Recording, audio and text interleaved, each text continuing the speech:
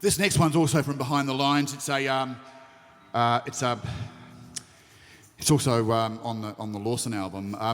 During the First World War, Henry Lawson, who, if you didn't know, was a dead set drunk, was making a nuisance of himself around Circular Quay in Sydney, and the New South Wales government gave him one of the first literary grants. They gave him a few quid and a train ticket and said, get the hell out of Sydney and down to Leeton, where he lived for a few years and wrote some poetry during the First World War. Some of it was a bit ordinary when he was on the Terps, and some of it was unadulterated genius. This is a piece of unadulterated genius called Scots of the Riverina.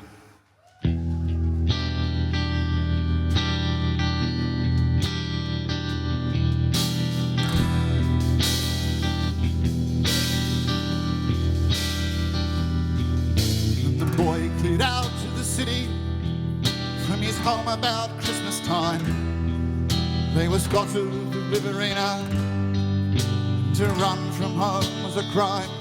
The old man burned his letters, and the first and the last he burned. And he scratched his name from the Bible, and the old girl's back was turned. And a year went past and another, the fruit went down the line. They'd heard the boy had enlisted, but the old man made no sign. And his name must never be mentioned on the farm like under guy. They were Scots of the Riverina, with ever the church hard by. The boy came home on his final, township's bonfire burned, and his mother's arms were around him, and the old man's back was turned, and his daughters begged for pardon. The old man raised his hand, and a Scot of the Riverina, he was hard to understand.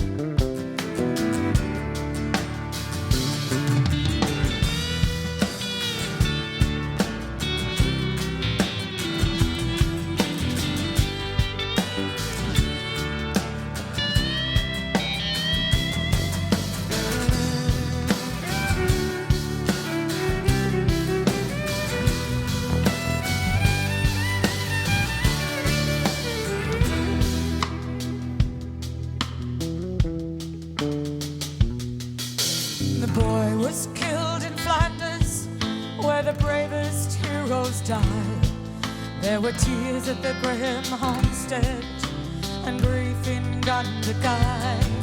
But the old man ploughed at daybreak, and he ploughed and ploughed the dirt.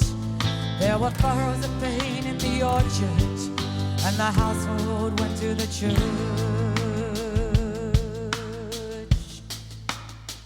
The hurricane lamp in the rafters, yeah, dimly and dimly burned. The old man died at the table, and the old girl's back was turned. Face down on his bare arms folded, and he sank in his wild grey hair. In the spread of the open Bible,